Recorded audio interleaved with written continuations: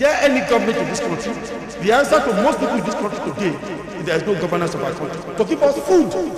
This is the story of Gani Fawehinmi, a well-known human rights lawyer in Nigeria. In 2008, he rejected one of the country's highest national honors, the Order of the Federal Republic, OFR. Gani gave his reasons for rejecting the award. It was his protest against the poor leadership Nigeria has faced since gaining independence in 1960. It was an uncompromising act from an uncompromising man. But who was he?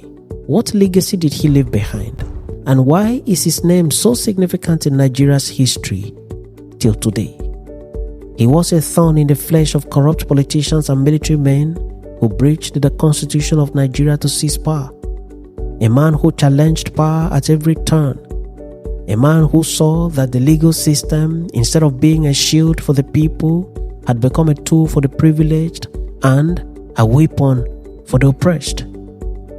Gani Fawehinmi began practicing law in 1965, and from the very start, he was an advocate for the people. For many years, he worked on human rights cases, often for free.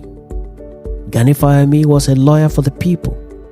He was consistently at the forefront of street protest and never backed down in his fight for equality and justice in his country, Nigeria. But when did he begin this journey of defiance? Well, it was as early as the 1960s. In 1969, fresh into his career, Gani took on a case that would set the tone for the rest of his life and career. He represented a peasant, Malam Bala Abashi, against a powerful government official, Andrew Obaya, the secretary to the military government of Benue Plateau.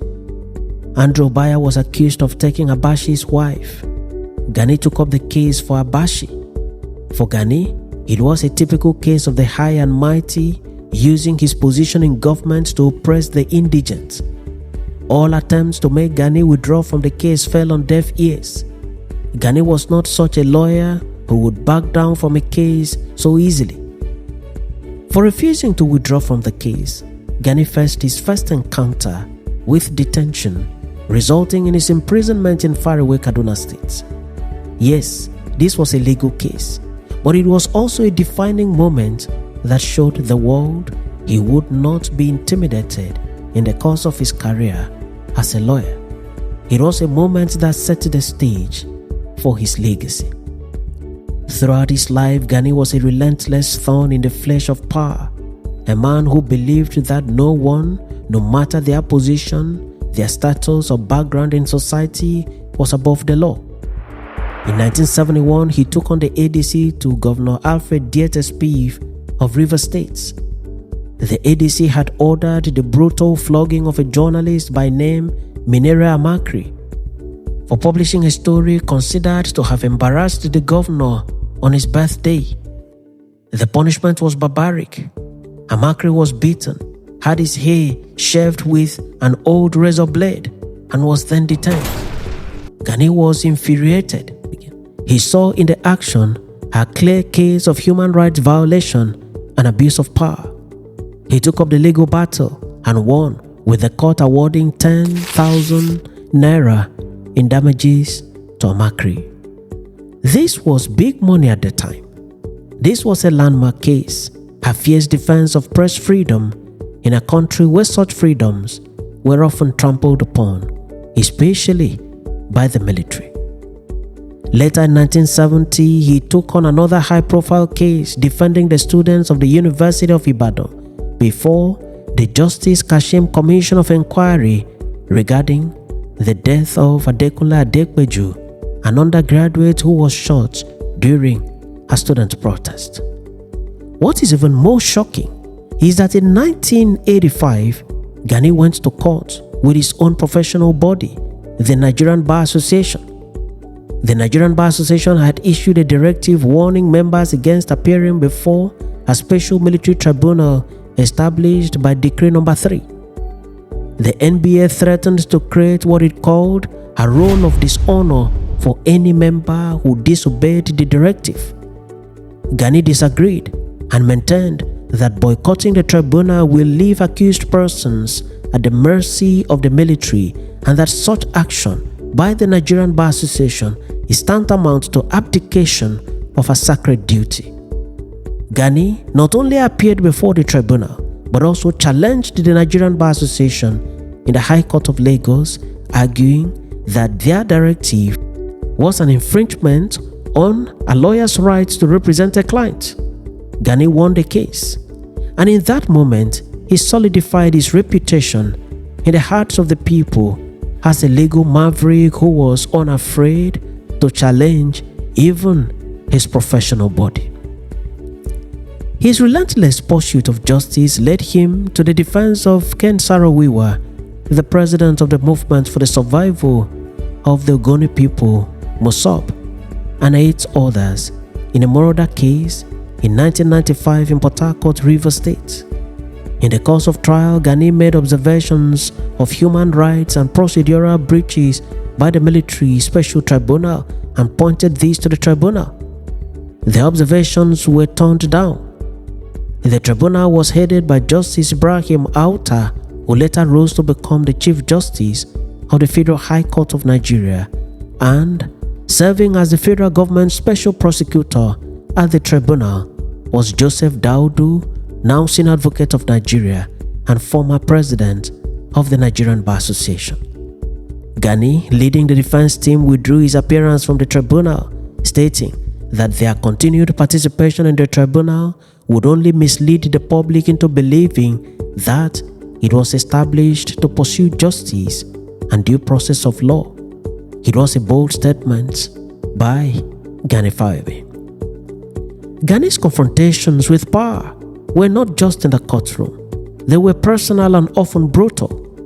In 1998, under the regime of General Sani Abacha, Gani faced a traumatic experience in Bauchi prisons, where he was confined in a cell meant for animals.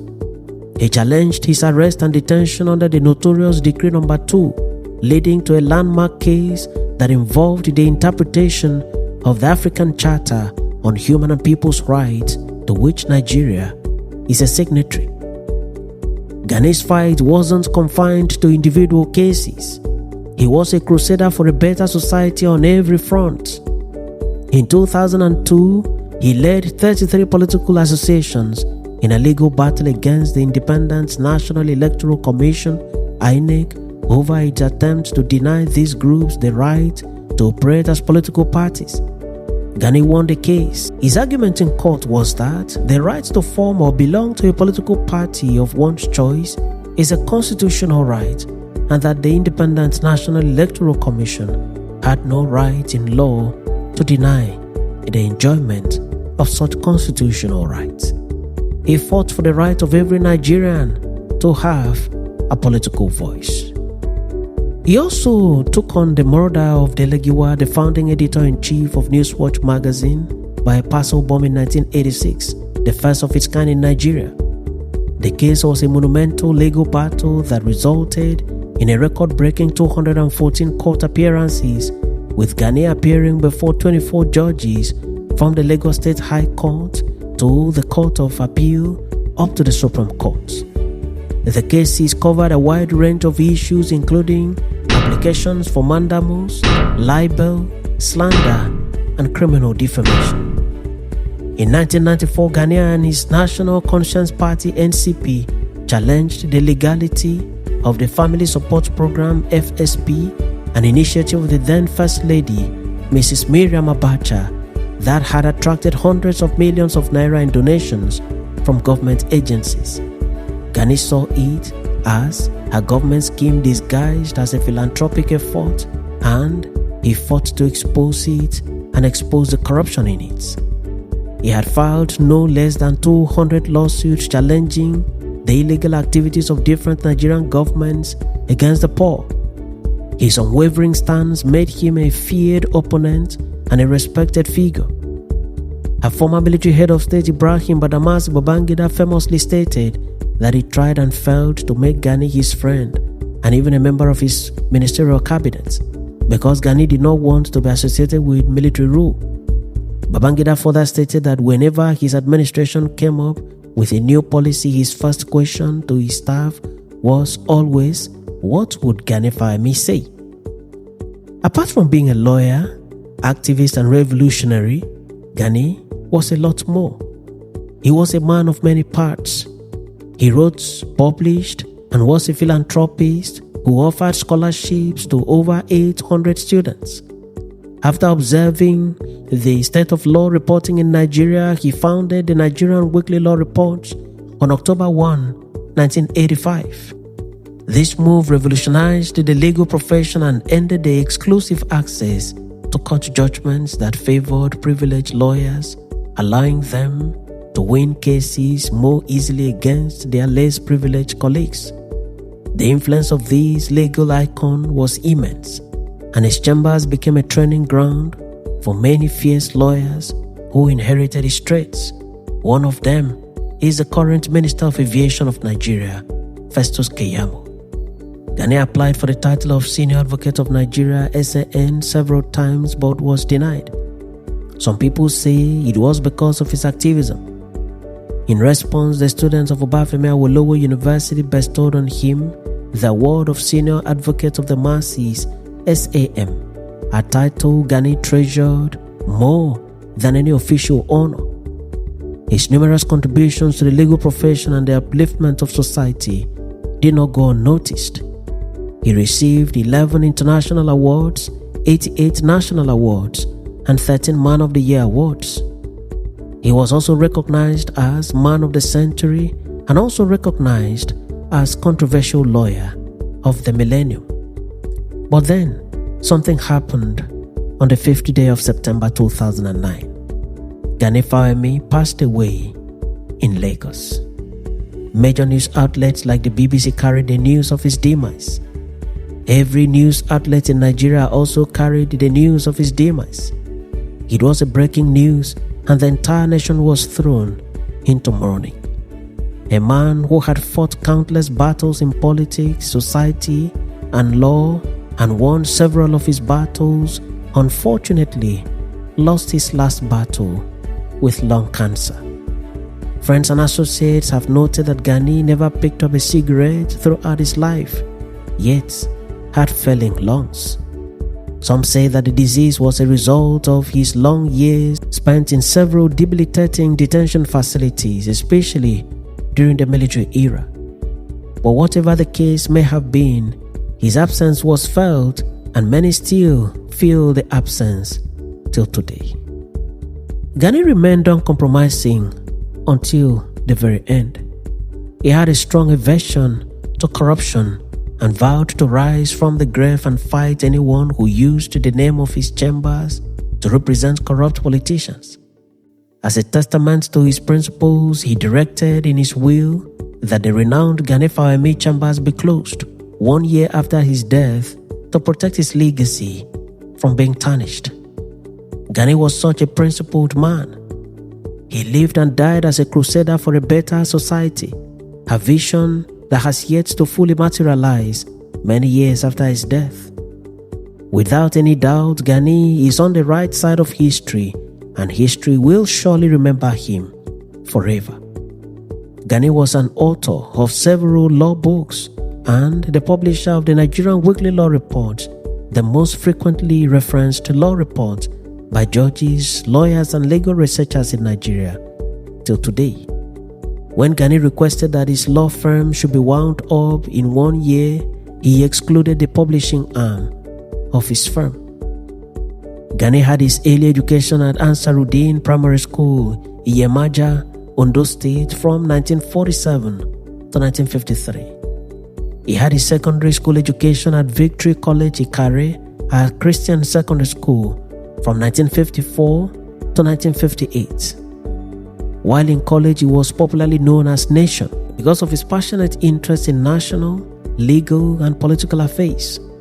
He was an avid reader of Daily Times and West African Pilot, the most popular newspapers in Nigeria at the time. He then worked briefly as a law clerk in the High Court of Lagos until 1961, when he left Nigeria to the United Kingdom, where he studied law at the Holborn College of Law, University of London. He returned to Nigeria in 1964 and was called to the bar the following year. He then worked briefly at the law firm of his brother, the late Honorable Justice Rasheed Olabamidele Fawehinmi, before branching out on his own. He practiced law for many years and remained faithful to his calling till his death. Gani will be remembered by many for many more years to come. Thanks for watching this edition of Back in History, and do remember to subscribe to the channel or follow the page for regular notification on every new video. I am your friend and host Ekemini Udim, wishing you the best of time in all you do.